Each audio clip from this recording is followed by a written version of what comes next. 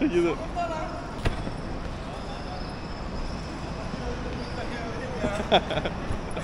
Abim. Hoş geldin. Dur şöyle bir. Nasılsın? Ne haber kardeşim? İyi abi, çok şükür. Abi öldüm ya. Hoş geldin. Vallahi o değil. Tamam abi. Aleykümselam. Nasılsın? İyiyim abi ya, elhamdülillah. Sen nasılsın abi? Çok şükür Allah'ım. İyisin değil mi abi? Her şey yolunda. Şükür. Yolculuk nasıl geçti? Yolculuk çok güzeldi. Vallahi. Zaten en ince detaylarını sen hallettin. Ben bir şey yapmama gerek kalmadı kanka. Hızlı geçiş yaptın. Aynen ya, ben hiç bu kadar tahmin etmiyordum. Tamam abi. Şurada Vallahi. bir dinlenelim. Röportaja devam edeceğiz dostlar.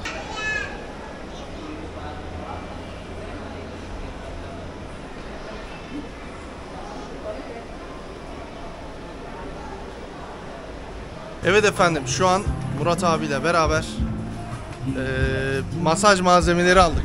Murat abi, memnun kaldın mı malzemeleri aldığında?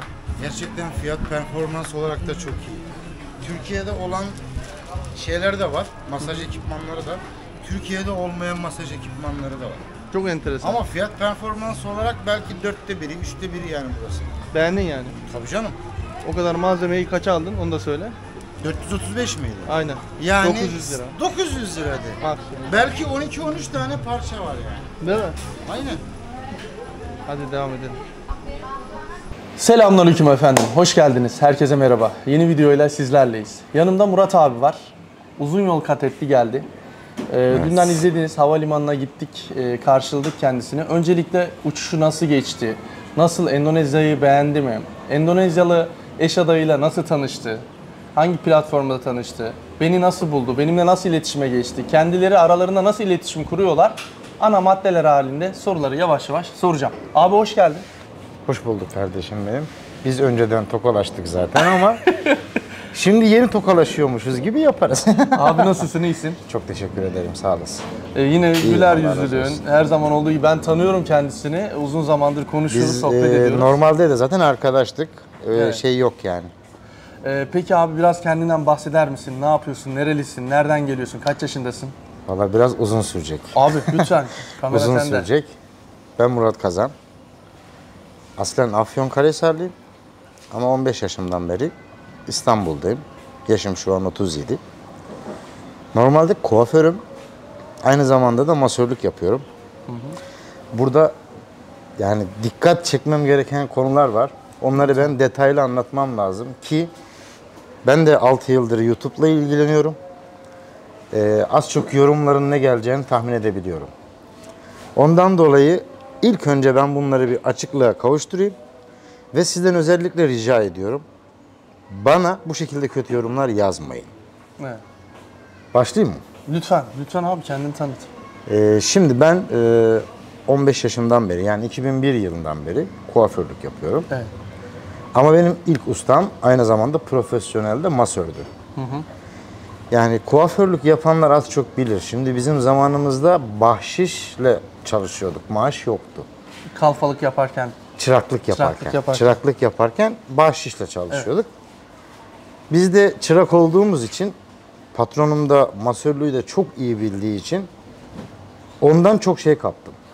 Ve müşterilere de masaj yapıyordum. Evet. Aynı zamanda hani bahşiş ekstradan Koparayım alayım diye. diye. Ki severek de yapıyordum. Sonrasında işte kalfa olduk. Masörlüğü de geliştirdik. Hatta ben askere gitmeden önce yani burada televizyon ismi söylememe gerek var mı bilmiyorum Söyle ama problem değil. Dem TV ve bir özel uluslararası bir Türk kanalının ben müdürlerine masaja gidiyordum. Evet, Askerden özel önce. masajlara gidiyordun. Tabii kişi ki. özel. Ofisine gidiyordum, ofisinde yapıyordum. Bu dediğim 2005 civarlarında falandı. Evet. 2005 ya da 2006 olması lazım. Yani zaten bu işi biliyordum ben. Kendini tanıtıyorsun yani diyorsun Aynen ki ben öyle. bu mesleği çok geçmişten itibaren Tabii ki, yapıyordum. tabii diyorsun. ki. Yani ben 5 yılda okudum. Kuaförlük, ustalık, usta öğreticilik, kalfalık hepsini aldım. Evet. Aynı zamanda 5 yıl cilt bakım uzmanlığı okudum. Sonrasında kendi iş yerimizi açtık. Askerden geldik, işte kendi iş yerimizi açtık. Derken bu masaj olayını kendi iş yerimde de ben yapmaya başladım. Hatta ayrı bir oda yaptık. Orada isteyenlere de yapıyorduk. Sonrasında dedim ki hani Türkiye'de de en azından gideyim bir sertifika alayım yani sonuçta. Sertifika da aldık. Normal devletin verdiği eğitimlere de gittim. Özel eğitimlere de gittim. Sertifikam da var. Milli Eğitim Bakanlığı'na bağlı masaj yapılabilir sertifikam da var. Bu arada burada da bir İşte eğitim hatta oraya da geleceğini geleceğim. söyledin. Devamına şey yapacağım. Sonrasında ben 2018'de masaja başladım. YouTube'da. Masaj videoları, tıraş videoları çekmeye başladım kuaför salonunda. Ama tabii ki ne kadar da şeyim olsa, eğitimlerim olsa kendimi ben geliştirmeyi seven bir insanım. O zamanlarda işte 25 bin abonem falan var, hani fazla yoktu. Dedim ki en azından nerede bu dünyada daha popüler, nerede öğrenebilirim? Nasıl dikkat çekebilirim? Tabii ki. Bir de ben öğrenmeye açık bir insanım. Hani nasıl kendimi geliştirebilirim? Bunları düşündüm. En son Bali. Orayı araştırmaya başladım. Tayland'ı, Vietnam'ı, oraları araştırdım. Ama Tayland ve Vietnam bana biraz değişik geldi. Çünkü Müslüman bir ülke değil. Ama burası da Müslüman bir ülke olduğu için dedim buraya geleyim, Bali'ye. Bali'ye geldim ama bir plansız gelmişim. O zaman. Normalde ben 15 gün içerisinde sertifika alabileceğimi düşünüyordum ama öyle değilmiş. O zaman Buraya biraz sorunluydu. Tabii ki yani şimdi de 15 günde kimse sertifika vermiyor. Ne kadar sürüyor? 90 gün yani 90 gün, haftada 2 gün. O zaman da öyleydi, şimdi de böyle. Bali'de, Endonezya'da yani bu. Endonezya'da böyle. Haftada 2 gün, 90 gün gideceğin, eğitimini alacaksın, sana sertifika veriyor. Uluslararası bir sertifika. Yani benim iletişime geçtiğim Bali'deki kişi bizi yanlış yönlendirmiş. O zaman da işte borç. İlk geldiğin zaman Tabii 2019 19'da Şubat ayında geldin. geldim ben. Korona döneminden önce. Tabii. 2019 Şubat 24'te geldim buraya. Bana 2 haftada sertifika alınabileceğini söylemişti. Burada iletişime geçtiğim birisi ama böyle bir şey de yokmuş tabii ki. Yine de geldim. Her gün uygulamalı eğitimler aldım. Yanımda da zaten Endonezce bilen kişi de vardı. O ne söylediyse bana Türkçe olarak anlattı. Yani orada eğitimimi de tamamladım aslında. Ama tabii resmi olarak baktığın zaman sertifika alamadım. Şimdi kuaför salonunda orada olduğu için 3 ayda bekleyemedim. Ondan sonra Türkiye'ye geldiğim zaman da ben yine ekstra eğitimlere gittim. Evet. Aboneler çoğaldıkça insan kendini geliştirmeyi daha çok istiyor. Çünkü yorumlara bakıyorsun. Eğer kendini geliştirebileceğin yorumlar varsa insan hem mutlu oluyor. Diyor ki bak işte bu benim hatamı görmüş. Yani ben bunu geliştireyim. Geliştirmeye başlıyorsun. Aynı zamanda da 2 sene önce artık kuaför salonu normal kapattım. Şimdi VIP hizmet verebileceğim bir yere geçtim. Onu da şöyle oldu. Bazı arkadaşlar yine şikayet etmişler. Sağlık Bakanlığı'ndan geldiler. Zaten hiçbir sıkıntım yok. Her türlü belgem var. Dükkanımın ruhsatı dahi vardı. Güzellik merkezi olarak işletiyorduk biz orayı. Sadece Sağlık Bakanlığı'ndan gelen arkadaşım bana şu ricası oldu. Ya dedi hani sağlık olarak tıraşla masajı karıştırmasanız daha iyi olur. Hani illa böyle yapacaksınız demedi. Bir fikir verdi yani. Evet. Hatta tutanak falan hepsi olumlu oldu. Hani ben bunları hepsini söyleyeyim ki sonradan da şey demesinler. Sonuçta sosyal medyada tanınan bilinen kişisi. Tabii her ki. şeyi Yani söylüyorsun. şimdi oraya da geleceğim. Daha sırayla da oraya da geleceğiz. Hatta ben şu an buraya geldim. Bekir'le de önceden biz iletişime geçtik. Yine ders alacağız uygulamalı ama başarabilirsek yine sertifika almaya çalışacağız ama yine İnşallah, 3 ay dolmayacağı için o biraz sıkıntı olacak ama yine uygulamalı dersler alacağız. Hatta izin verirlerse videolarını çekeceğiz. Ama izin vermezlerse yapabilecek bir şey yok. Sağlık Bakanlığı'ndaki gelen arkadaşlar böyle öneriler verdiğinde bize kafama dank etti. Dedim yani hani en azından adamlar doğru söylüyor. Hani kuaförlük de yapıyorum, şey de yapıyorum ama hani gelen insan da mesela şimdi erkek kuaförü geldiği zaman işte adam yurt dışından geliyor. Şimdi bu arada benim kanalım uluslararası bir kanal. Yani dünyanın her yerinden izlenen bir kanal. Endonezya'dan olsun. Şu an 540 bin olduk. 540 bin takipçi 540 bin takipçi var. Yani şimdiye kadar hiç yoksa belki 100 ülkeden Belki binlerce kişi geldi. Hani hepsini ben sayamam. Yüzlerce kez de röportaj yaptığını söyledin. Tabii Bazı ki yani televizyon röportaj programlarına dediğim çıktın. şöyle. Mesela hani biz masaj yapıyoruz ama çoğu kişi mesela sana da oluyordur mutlaka. Belki 50 kişiye video çektiysen 2000 kişiye video çekemedim. Çünkü Evet. istemiyorlar. Evet. Bizde de öyle. Yurt dışından geliyorlardı. İstemiyorlardı. Fotoğraf dahi zor isteyen oluyordu mesela. Yapıyorduk. Fotoğraf çekiyorduk.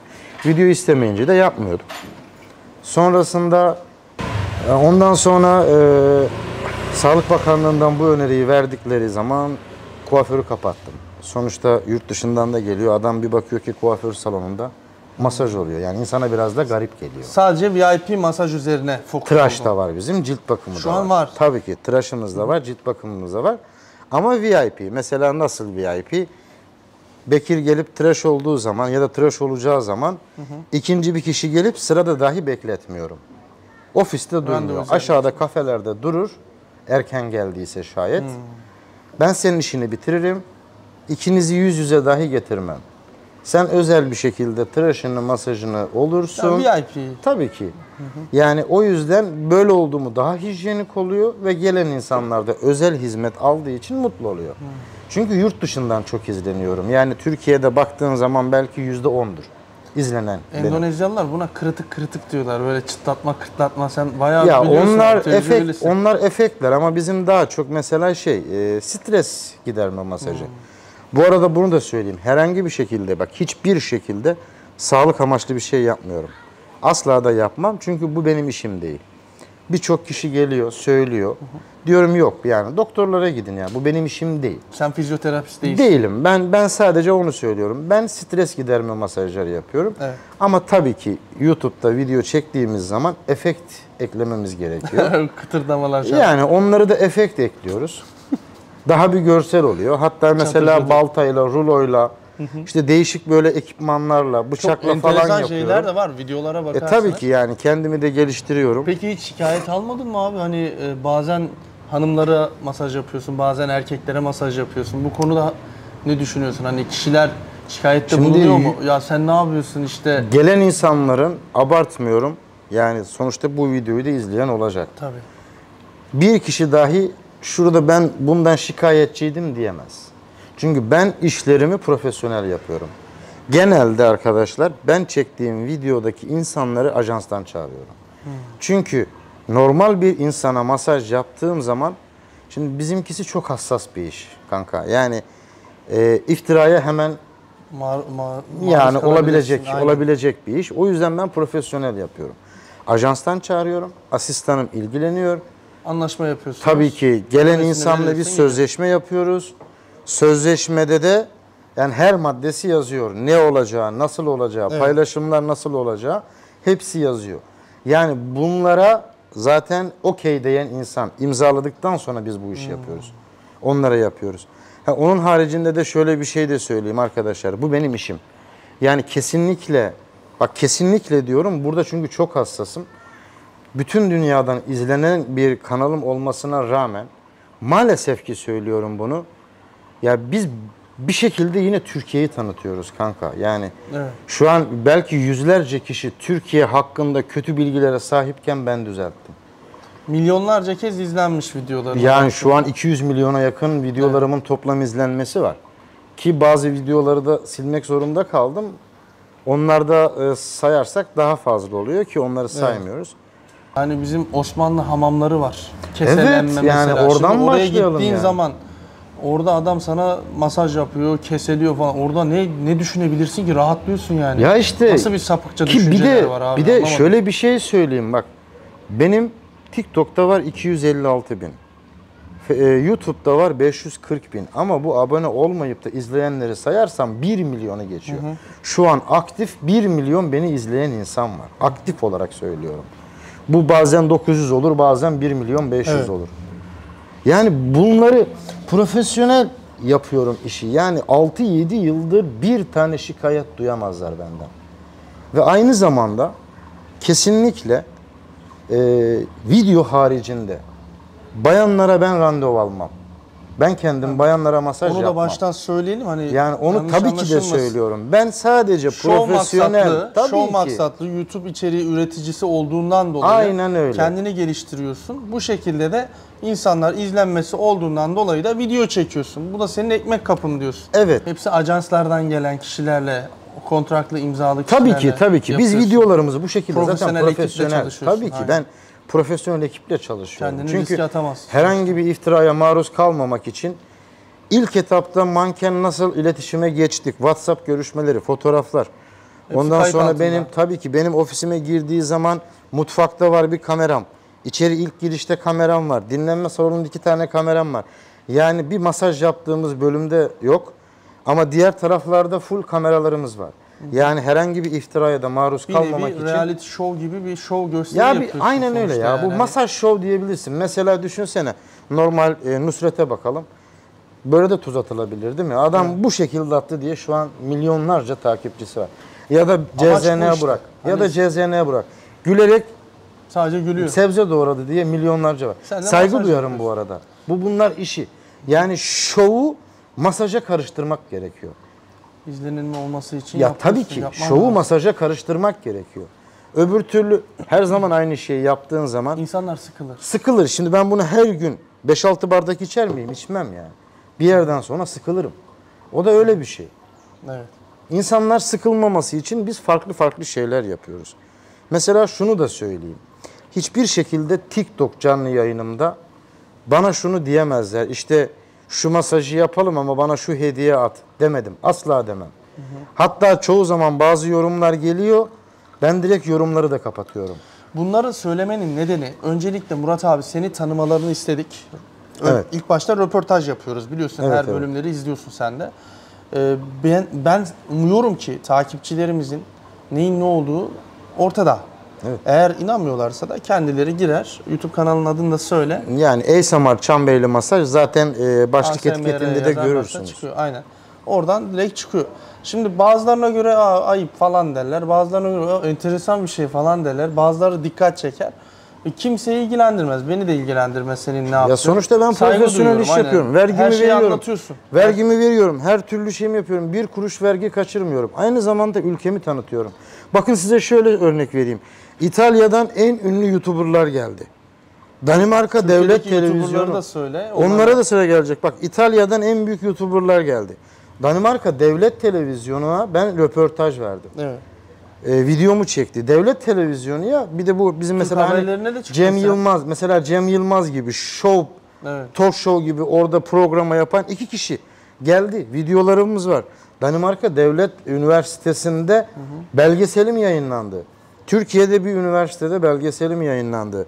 Ondan sonra Orkun Işıtmak Türkiye'nin en büyük YouTuber'larından. O geldi. Yani size ne söyleyeyim? Show Haber'e çıktım. Haber Global'e çıktım. Yani beni de zaten az çok izleyenler, tanıyan Vardır, illa mutlaka bir yerden çıkacaktır. çıkar, aynen. Mutlaka çıkacaktır. Yani Daha ne tanıtıyorsun söyleyeyim kendini. yani hiçbir şekilde, hiçbir şartlar altında bak bütün dünyada insanlar geldi. Peki Endonezya'ya nasıl geldin? Eş adayınla nasıl tanıştın? Yani Zaten nereden biz aklına seninle düştü? uzun zamandır zaten konuşuyorduk, Evet. ediyorduk. Bu masaj eğitimleri hakkında da çok iletişim halindeydik biz. Evet abi. Ben 2019'da da Bali'ye geldiğim zaman da zaten az çok Endonezya'yı da biliyordum.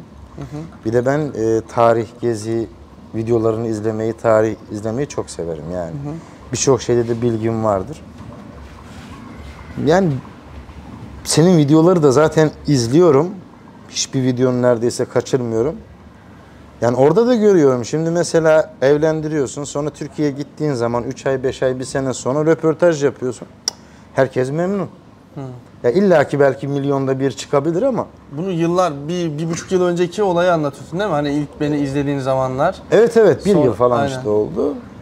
O zamanlarda ama tabii son 3 aya geldiğin zaman yani böyle de olunca bir Facebook grup sayfası öyle bir yorumlar yapıyorduk. Biz bir uluslararası yorum falan Form yapıyor. sitesi. Şimdi içeriğini söylemek biraz şey olabilir, siyasi bir grup.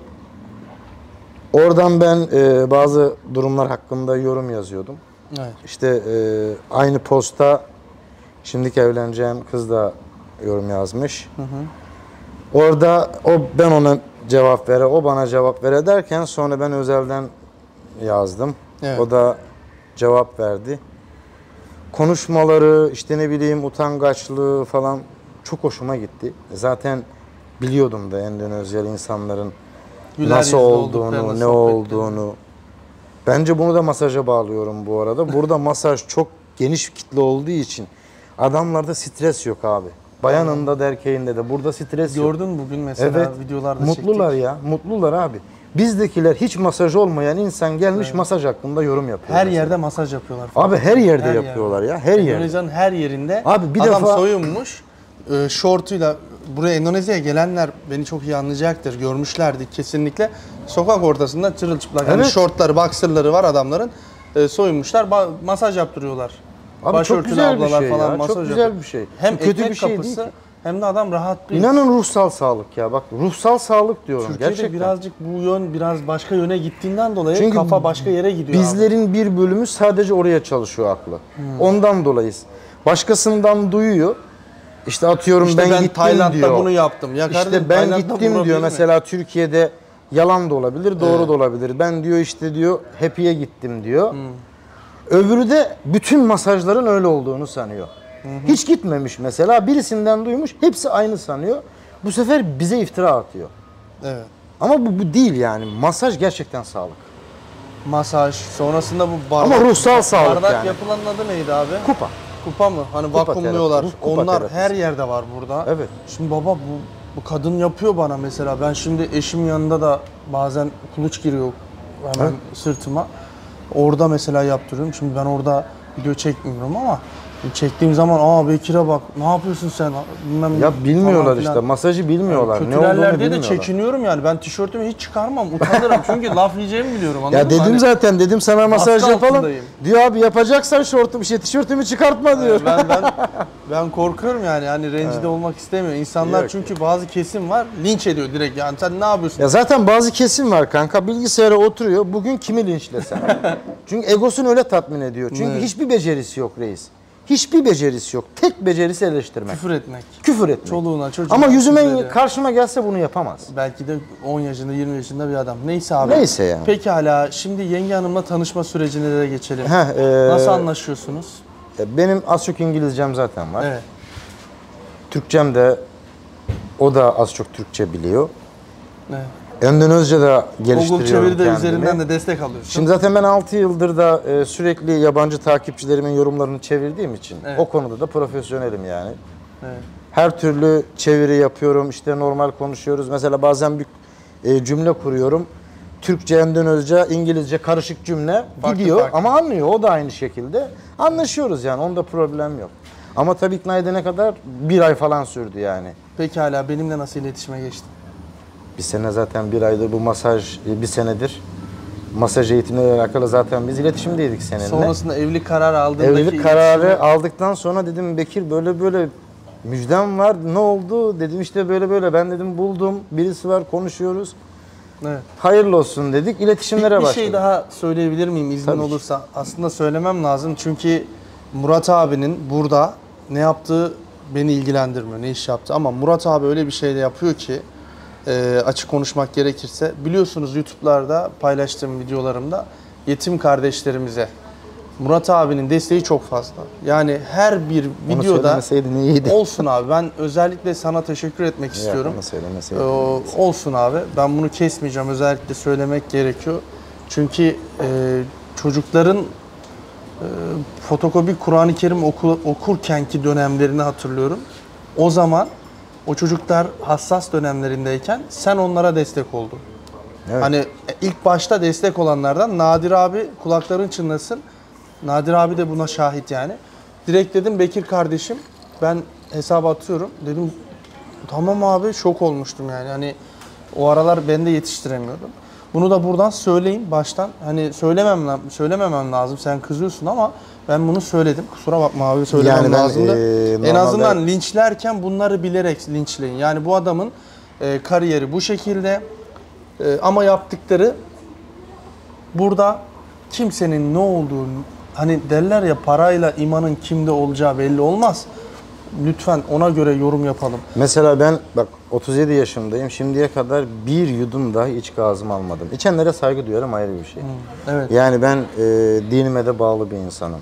Yani masaj yapıyorum diye illaki öyle olmak zorunda Bu değilim. senin gelir Benim bu kaynağı. ahlakımla alakalı bir şey. Ben masaj yapıyorsam ben bu işi seviyorum abi. Ben bundan para kazanıyorum bir.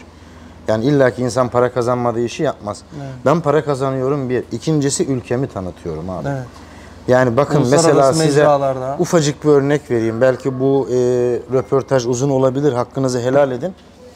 Bir tane Amerika'da bir hanımefendi, evli bir hanımefendi benim videoları izliyor. Ama Türk kanal olduğunu bilmeden izliyor. Bir gün bir videomda Türk bayrağı açtım, öptüm, alnıma koydum ki hani Türk bayrağını yani bilsinler abi. Türkiye araştırsınlar yani. Bunu istiyorum. Astım, öptüm, astım bir kenara. Orada video bitene kadar durdu Türk bayrağı. Bu Türk bayrağından hemen algılamışlar. Demiş burası Türkiye. Bana Instagram'dan mesaj yazdı. İşte ya dedi işte siz Türkiye'denmişsiniz. Türkiye Evet. şeriat ülkesi değil mi? Buna nasıl izin veriyorlar? Örneğin bu. İşte ben Amerika'dayım. İşte şu bu falan bana yazdı yani bayağı. Dedim ya olur mu şöyle şey yani? Türkiye layık bir ülke. Yani insan istediği her şeyi insan yapabilir burada. Kuralları, yasaları çiğnemediği sürece insan her şeyi yapabilir. Özgürdür. Hatta dedim yani Amerika'dan daha özgürdür. Bunun dedim kanıtını da size söyleyebilirim. Onu da anlattım. İşte Amerikalıların siyahilere yaptığını ama Türkiye'de böyle bir şeyin asla ayrımcılık olmadığını. Sonra işte Türkiye'de Bağdat Caddesi olsun böyle Eminönü Meydanı ne kadar kalabalık olan yerlerin fotoğraflarını gönderdim ona. Dedim ki bakın burası Türkiye'nin şu bölgesi. Buradaki insanları görüyorsunuz. Başı açık, başı kapalı. Evet. Hepsi var. Lütfen dedim araştırın ve bilmediğiniz bir şeyleri bana sorun. Kadın 1-2 hafta yazmadı. Araştırmış. Sonrasında bana yazdı. Ya ben çok teşekkür ederim. Amerika'da Türkiye hakkında Nereden hiçbir nereye? şekilde bu şekilde haberler duymadık. Ama sizden sonra ben araştırma yaptım. 2 ay sonra Paris'e eşimle tatile gidiyorduk. Paris biletimi dahi iptal ettim. Türkiye'ye geliyorum dedi. Ve eşiyle beraber de Türkiye'ye geldi 2-3 ay sonra. Reklamın kötüsü iyisi olmaz derler yani. Sen de Yani reklamını düşünün yapıyorsun sadece bu bir sonuçta. örnek. Bundan binlerce var. Yani. Hangisini anlatayım yani? Bu sadece bir örnekti. Pekala benimle iletişime geçtin. Dedin ki kardeşim ben anlatayım istersen oraları. Kardeşim böyle böyle bir eş adayım var. Ben uzun zamandır konuşuyorum. Senden de destek almak istiyorum dedim. 3 ay önce aldığımız biletten sonrasında da evraklarımızı, dokümanlarımızı hazırladık. Evet. Sonrasında geldin. Uçuşun nasıl geçti? Hava yolları nasıldı? Türk Hava Yolları ile geldin. Yani şöyle söyleyeyim. Hiçbir şeyle ilgilenmedim desem yalan söylemem gerçekten. Yani buradaki bütün işlemlerimi zaten sağ olsun Bekir halletti. Bana Türkiye'den yapmam gereken evrakları söyledi. Ben buraya gönderdim. İşte eş adayımıza gönderdik. Bekir sağ olsun yardım etti. Telefonla ilgilendi. İşte düğün randevusu alana kadar ilgilendi. Çok sağ olsun gerçekten. Evet. Sonrasında yani havalimanına girişte aradım. Her türlü ilgilendi. Yani Orada bana biraz sıkıntı çektin. ya hatta ya bana diyor ki 6 saat önceden git oraya. Ya diyorum ya 6 saat önceden ne yapacağım kardeşim? Zaten diyorum online bileti de aldın yani. Evet. Online bileti aldı. Online çekini yaptırdı. Hiçbir şey yok diyorum 6 saat önce ne yapacağım orada? Yok abi sen illa git benim kafam rahat olsun. Acayip garantili bir adam. Ben böyle adamları severim Nedeni yani. ne biliyor musun? Aydın diye bir kardeşimizin başından geçen olayı anlatayım. Kendisi check-in yapıyor. Tamam. Uluslararası bölüme gidiyor. Uluslararası bölümde kapı açılıyor. Kapıda girişte pasport ve bilet kontrolünde tekrardan uçağa girişte kardeşimize diyorlar ki sizin biletinizi başkasına sattık. Allah Allah. Olay bu. Çünkü check-in'i geç yaptığından dolayı. Ya bir de 48 saat uyumadım. Evet. Sürekli çalıştım. İşte burada internetin ne olacağını bilemediğimiz için gideceğimiz yerlerde videoları önceden montajladım, YouTube'a yükledim falan. 48 saat, neredeyse 3-4 saat uyudum. Evet. Zor oldu. Havalanında da 6 saat bekleyince uyku felaket geldi. Zar zor ettim. Türk Hava Yolları rahat mıydı? Çok Yemekleri rahattı. falan. Çok rahattı. Türbülans. İlgilenenler. Türbülans gerçekten bu İran'ı geçtikten sonra Hindistan'ın üzerinde. Hindistan'da İran'ı geçtikten sonra zaten Başladı. Pakistan'a giriyor. Pakistan'dan sonra Hindistan'a giriyor. Pakistan'da başladı. Ama Singapur'a doğru pik yaptı. Pik yaptı. Hatta rüzgardan dolayı büyük ihtimalle rotayı bile değiştirmiş olabilirler. Bu arada bir sürprizimiz var. Murat abiyle beraber Türkiye'ye aynı uçakta Evet. gideceğiz. Onu da söyleyeyim. Beraber gideceğiz Beraber Türkiye'ye de. gideceğiz abi. Aynen öyle. Hep beraber ailecek. Aynen öyle. Sen de- Zaten uzun zamandır konuşuyoruz, ediyoruz. Oo, Normal planımızı arkadaşız yaptık yani. Arkadaşız. Biz tabii öncesinden planlar yapıldı. Her şey dört dörtlük sıkıntı ama açık konuşmak gerekirse. Bu arada lafını unutma, şunu da söyleyeyim. Buyur abi. Bana dedi ki Jakarta havalanında hiç dedi zorlanmayacaksın. Diyorum ya nasıl zorlanmayacağım diyorum. Ben Bali'de zorlandım. Ya dedi rahat ol, ben hepsini halledeceğim. Sağ olsun öyle bir halletmiş ki vizemi şunu bunu VIP geçtim. Öyle söyleyeyim. 2 dakika beklemedim. Bak 2 dakika beklemedim. Bir sadece valizde biraz bekledim. Valizin de Ama şöyle valizi oldu. saymasaydım, valiz standartında gelseydi Uçaktan inmen 20 dakika inmemle kapıyor. sana gelmem 20 dakikayı bulmazdı. Doğru. Havalimanı da bayağı da büyük. Bayağı geniş bir havalimanı. Yani İstanbul Havalimanı'nın neredeyse yarısından biraz fazladır Fazla yani. abi. Çünkü terminal 3 tane terminal var. Sekola Evet. hatta Uluslararası Havalimanı'nda. Terminal 3, terminal 2, terminal 1 diye geçiyor. Bunun üçünün toplam hemen hemen 2 tane İstanbul Havalimanı yapıyor abi. Çok Ama şimdi mesela Terminal 1'e baktığın zaman diyelim yine bir İstanbul olmasa da 2 kat yani Tabii. yarısının biraz fazladır Var abi. yani. Bayağı büyük. yani, büyük. Ona rağmen 20 dakika sürmedi ve bunlar hepsini Bekir halletti. Estağfurullah. Arıyorum Bekir oğlum diyorum valizim gelmedi ne yapacağım? polis Abi diyor aradı. sakin ol diyor gelecek. Yok Çok diyorum panik oğlum atak gelme. yaptın abi ya. Abi Buradan diyorum, tekrar ediyorum. Lütfen panik yapmayın. Her şey yoluna girecek. Sabırlı olun. Zaten pasaport kontrolünden geçmişsiniz. Valiziniz her türlü gelecektir. Girişte biniş kartı veriyorlar zaten size. O biniş kartının arkasında valizi aldıklarına ama ben dair yanlış belge- hesaplama yaptım heyecandan. Şimdi ben valiz girişimi değil uçağa girişimi Yok, hesapladım. ben olayı anlatayım mı? Bakın Murat abi aslında orada pot kırmasının nedeni neydi? Murat abi dedi ki Bekir kardeşim dedi ışık hızında geçtim dedi valizde kaldım dedi. Abi daha kaptanlar uçaktan inmedi abi ne yapıyorsun?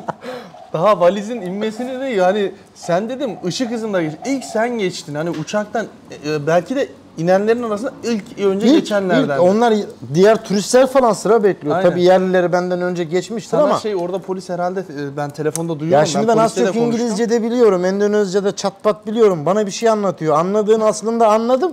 Ama diyorum garantiye alayım. Çünkü Bekir diyor ki bana hiç diyor sıra beklemeyeceksin diyor. Direkt diyor en önde gideceksin. Seninki diyor VIP diyor geçiş. Hiç Vizeni göstereceksin. Polise bile gözükmeyeceksin dedi. Vizeni yani. diyor göstereceksin gideceksin. Polis de bana diyor ki sen diyor şuraya geçeceksin. Sıraya geç diyor. İşte şuraya geçeceksin Evet. diyor. Halbuki sıra yokmuş orada. Ben vizemi ilk bana dedi ki buraya geç. Ben vizemi gösterince diğer tarafa geç dedi. Baktım yerler oradan geçiyor. Tabii. Ben orada algılayamadım. Biraz da panik yaptım. Direkt Bekir Senin aradım. vizen özel vize aldığımızdan dolayı Evet. hızlı geçiş. Pasaportu okutuyorsun makineye, sonra vizenin 2 karakolunu dakika ya, okutuyorsun. 2 dakika ve geçmedi. geçiyor. 2 Net dakika polis geçmedi. bakar zaten sana tipine Aynen. ne. Eğer dikkat çekici bir özelliğin varsa çağırırlar zaten. Dışarıda dedektör köpekler falan da var. Onlar zaten çağırırlar seni. Ama onlar izliyorlar. Sen rahat ol yani. İlla ki Direkt izliyorlardır. geçtin. Ama burada senin yeteneğini bahsetmek istiyorum işte. 2 dakika geçmedi benim geçişim. Eyvallah abi. O senin Bak kapasitenle ben şurada alakalı. yanlış planlama yaptım. Şimdi ilk önce gelenlerden belki uçakta benmişimdir havalimanına. Evet. Ben öyle bir heyecandan valizi teslim ettiğimi değil uçağa girdiğimi hesaplıyorum. Ben diyorum ki en son uçağa ben girdim. Benim valizim diyorum en üstte olmalı. Ama diyorum buraya gelince de en üstten en öncelerden gelmeli. Ama aslında öyle değil. Ben Öyle ilk değil. önce İlk teslim önce ettiğim verdiğinden için dolayı en altta geç- benim valiz. En geç geliyor. Evet. İşte en altta Onu benim söyleyecektim valiz. demin ben. Ben orada yani heyecandan yanlış planlama yaptım problem aslında. değil abi. Geç olsun. Öyle geç de böyle olmaz. yine 25 dakika, 30 dakikayı bulmadı benim geçmem. Aynen öyle. Vallahi. Şimdi bu videoyu siz 12 Mayıs, şu an tarihi söylüyorum güncel Mayıs'ta, 12 Mayıs'ta çekiyoruz. Tabii bu videoyu biraz geç yayınlayacağız. Evet. Nedenini söyler misin? Nazardan dolayı. Ben çünkü bazı şeylerde nazara yakalandığımı düşünüyorum. O yüzden dolayı ben kendi YouTube'umda dahi Evet. yapmıyorum. Türkiye'ye vardıktan sonraki gün nasip Aynen olursa öyle. videoların seri halinde paylaşmaya Mesela gayret şöyle göstereceğim. düşünebilirsiniz. Şimdi yanlış anlayacaklar belki. Ben şimdi TikTok'ta 256 bin takipçim Hiç var. kimse Ben bilmiyor şu düğün an. videomu çekmiş olsam bile, sadece düğün videomu canlı yayında çeksem bile belki 100 bin lira bağış gelecek. Evet. Ama ona rağmen benim için önce para değil, sağlık önemli. Nazara inandığım için kimse bilmeden hayırlı bir şekilde Türkiye'ye Sen de indikten sonra videoları yayınlayacağız. paylaşmayacaksın. Tabii ki ben de Haziran'a paylaşmayacağım. kadar bu videolar izlenmeyecek. paylaşmayacağım Haziran'da da yani. nasip olursa zaten videolar editlenir o zamana. Otomatik seri bir şekilde paylaşırız. Aynen öyle. Nasip olursa bundan sonraki bölümde buluşma anları gerçekleşecek. Güzel anlara şahitlik edeceğiz. Tabii biraz geç izleyeceksiniz ama siz sanki dün çekilmiş gibi taze taze olmuş gibi izleyeceksiniz. Neden derseniz bu seferlik böyle. Hatta şöyle düşünüyorum da abi, artık videoları bu şekilde mi çeksem? Abi bak böyle daha iyi. Çünkü ben de sana daha önce de söyledim. Güncel olarak olduğu zaman açık konuşmak gerekirse ya erkek tarafının ailesi Evet sıkıntı abi. çıkarıyor. Söylemiştim sana Ya da zaten kız bunu daha tarafının önce. ailesi sıkıntı çıkarıyor. Güncel olduğu zaman zaten sıcağı sıcağına gelişen prosedürler ve protokoller var.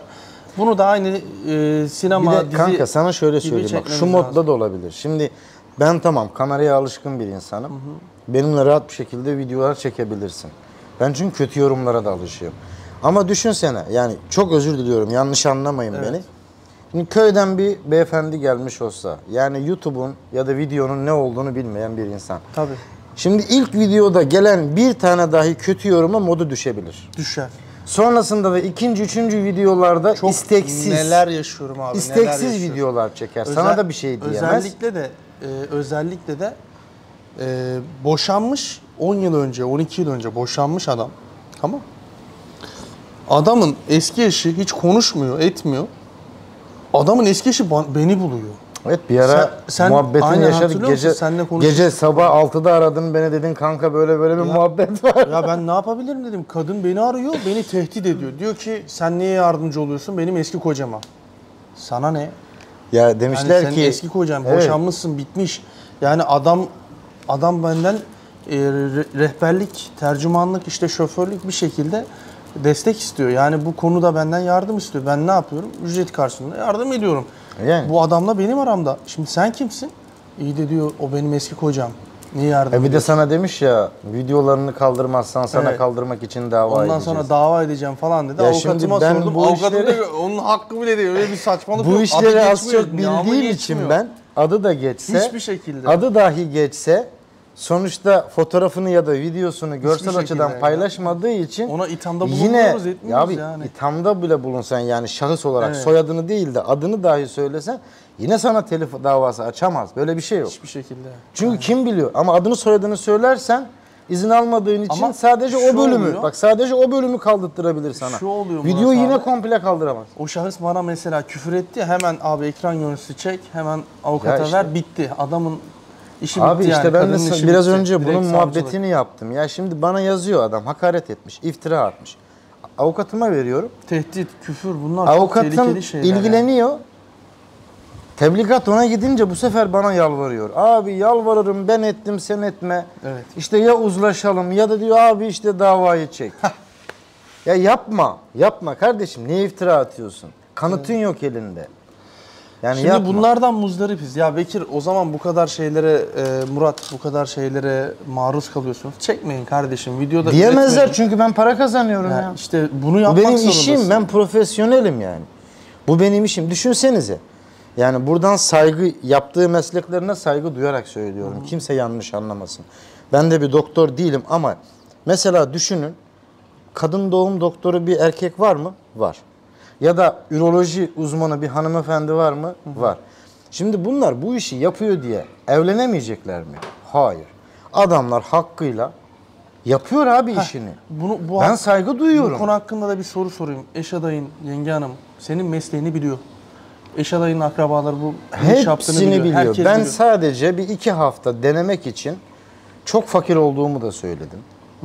Hani para bulup geleceğim dedim. Yani maddi açıdan hiçbir problem yaşatmadılar. İş ciddiye bindikten Yok, sonra... senin mesleğin Tamam konusunda. işte, iş ciddiye bindikten sonra dedim ki bak ben böyle seni denedim. Benim asıl mesleğim bu. Ben bu işi yapıyorum. Bunları yapıyorum. Sizin için sorun olur mu? Hepsini söyledim. Dedi ki yok, benim için hiçbir sorun yok. Dedim ki bakın, babası vefat etmiş. Dedim ki annenize gösterin. Kardeşi var bir tane. Kardeşine göster. Sorun edecekse ben gelmem. Onlar da aynı. Hatta annesi yazdı. Oğlum hani sorun etme. Çünkü buradakiler biliyor abi. Masajın sadece ruhsal sağlık olduğunu biliyor. Bizim Türkler gibi değil. Evet. Diyor ki bu senin işin oğlum. Yapacaksın tabii ki. Para Sen da var. kuralını yani karakterini bozmadığın sürece yapacaksın. Bitti. Abi teşekkür ederim. Ben teşekkür ederim. Seni yordum. Hakkını Yok helal et. estağfurullah. Estağfurullah. Murat abinin videosunu izlersiniz. İlerleyen zamanlarda orada da video çektik. Onunla beraber güzel röportajlar yapacağız. Benim kanalda da güzel röportaj da yapacağız. Ben buna her zaman Endonezya Fatih'i diyorum. Yine videonun başlığı öyle mi oldu? videonun başlığını da yapacağım. Endonezya Eyvah. Fatih'i yapacağım kanka. Eyvah. Birazdan onu da çekeceğiz. Oradan da Murat Kanka abinin şunu da kanalında bilsinler. izlersiniz. Bak şimdi sen benim arkadaşım olduğun için Evet. dünden beri bana çok iyi davranıyorsun. Allah razı olsun. Eyvallah abi. Sana ben şu soruyu soracağım ki Misafir bilsinler. başımız Ben üzerinde biliyorum ama yeni izleyenler de bilsin. Herkese benim kadar ilgi gösteriyor musun? Herkese aynıyım abi. İnanın bak 24 saat diyelim. 24 saattir maddi manevi bakmadan sürekli koşturuyor. Yani Allah razı olsun. Herkese aynıyım. Allah Bunu razı inkar olsun. eden de yani Allah razı olsun. hiç çayımı içtiyse de ne diyeyim yani. Haram olsun. Bu kadar basit. İnkar abi. etmezler abi çok şükür yani. O kadar Benim yardımcı olduğum kişilerle hala kontak halindeyiz, iletişim halindeyiz. Eğer varsa bir sıkıntıları, dertleri her türlü arıyorlar zaten. En çok sıkıntıları oldukları şey adaptasyon sorunu.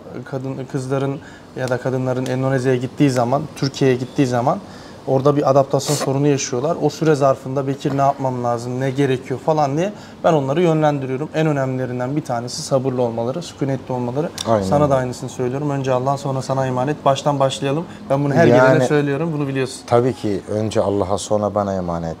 Şunu da ben söyleyeyim ki hani millet bilsin. Ben bayanlara masaj yapmaya başladığımda artık boşanmıştım. Yani boşanmadan evliyken yani ilk evliliğimde ben bayanlara masaj yapmıyordum. Yapsam bile sadece kafa masajı yapıyordum.